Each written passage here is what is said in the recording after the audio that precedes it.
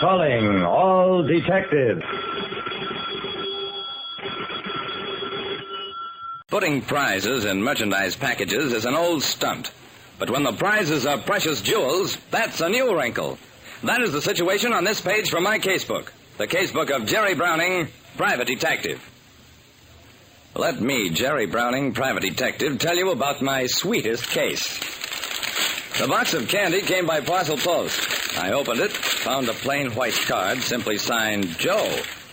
But I didn't know any Joe, so I examined the wrappings. The label was neatly typed with my name, my office address, and bore the imprint of the Best Ever Candy Company. Well, a private detective can't be too careful, so... Cliff, I'd like you to do a chemical analysis for me. Right, Jerry. What's the matter? Somebody feeding one of your clients pie a la arsenic? I'm the client. I'd like to know if there's any hanky-panky with these chocolates. Cliff grinned, took the candy, and went to work. Colloidal test. Check. Precipitate. Check. Milk solids. Dextrose. Vanillin. Vegetable oil. This stuff is chocolate candy, Jerry. With nothing added, huh? Not in the pieces I checked. Well, let's do one more sample on one of these buttercreams. Cliff cut into it, but not all the way. He couldn't. The center resisted his knife. He poked into it, fished out something the size of a small pebble, washed off the cream covering the stone. Hey, this kind of poison I wouldn't mind getting. Jerry, whoever sent you the candy forgot to mention they put real diamonds in the buttercreams. When I had a mysterious gift of candy analyzed, I learned that one of the pieces contained a valuable diamond. The clerk in the Best Ever Candy shop had to leaf through a stack of back orders to find the one with my name in it. It had been placed a week and a half before, and the name of the sender was Justin O. Everett. Did you send me a box of Best Ever Candy? Why, sure, Browning. Just a little extra thanks for the way you uncovered those missing bonds. Well, thanks, but how did the name Joe get on the card, Mr. Everett? I phoned that order in, gave him the message, and said to sign it J-O-E, my initials. A phone order, huh? And you never saw the candy? No, of course not. I've got a charge account with Best Ever. Oh. Well, thanks again, Mr. Everett, and so long. I drove back to the Best Ever Candy Company, but this time I headed for the factory. In the president's office, Mr. Archer, I have reason to believe your company is in for serious trouble. Trouble? You don't know the half of it, Browning. Look at these telegrams and letters. The people of this city are insane. Archer pointed to his littered desk.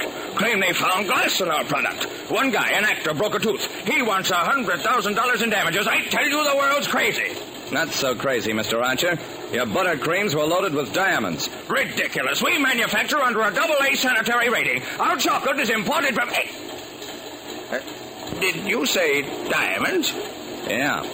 Somebody added an extra ingredient to your buttercreams. Diamonds. Archer gulped. Mr. Browning, you're a detective. Please find out who's responsible for this outrage. I took the case straight to the police.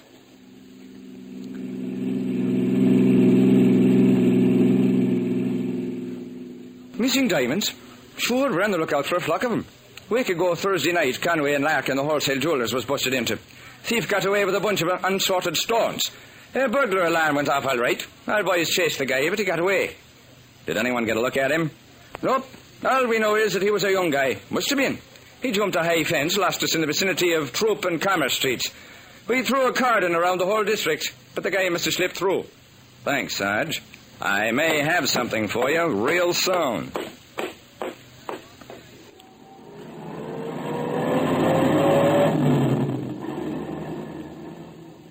Driving back to the factory, I knew I had 3 leads, all pointing in the same direction. 1, the Best Ever Candy Factory was at the intersection of Troop and Commerce Streets. 2, when somebody is being pursued, he reverts to animal, holes in at the place he knows. 3, anyone who didn't belong in the factory would stick out like the proverbial sore thumb. Conclusion? The diamond thief was an employee of the Best Ever Candy Factory. Are these big vats, are they always filled like this with batches of caramel and cream? That's right, sir. I'm an inspector here. Ted Bowen's my name. I can tell you all about the mix. You see, these machines operate by centrifugal force, and I had to hold still for Bowen's lecture on candy mix and making. And what it yielded was exactly what I'd already figured out. The panicky thief had flung the diamonds into a vat of buttercream filling. The automatic machinery had fed cream and stones to the dippers, and the finished product had gone all over town. I checked with the company's personnel manager. We have 200 employees, Mr. Browning. Women workers?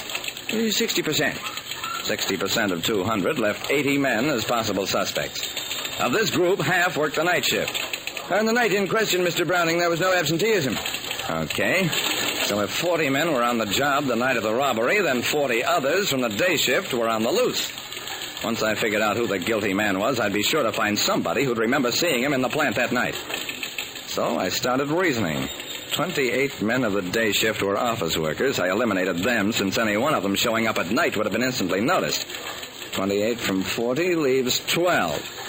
Of these 12, I canceled out another 7. Elderly men without the strength or agility to vault high fences and outrun cops. That narrowed the field to 5 men. Bob Smith, Cy Johnson, Wally Murdoch, Harry Mooney, and Ted Bowen. I got their stories for the evening of the robbery, checked alibis. Every alibi checked. I was fresh out of suspects and fresh out of reasoning. The next evening, I was back at the candy factory, ready with some nice new reasoning. Namely, that one of the men on the night shift was guilty. Somebody who had managed to leave his job long enough to pull the robbery and get back without being missed. It wasn't much of a theory, but it was the best I could manage at that point. Ted Bowen, the inspector, came over to me.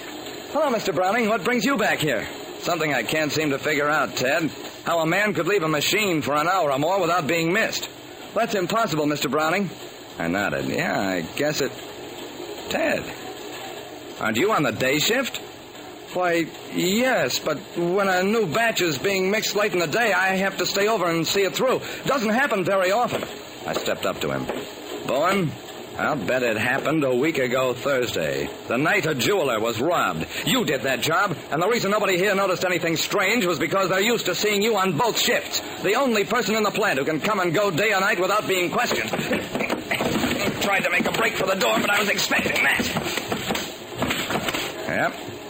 He was guilty, of course, though he didn't admit it until his thumbprint matched up with the one print the cops had found. He thought the robbery would be a cinch.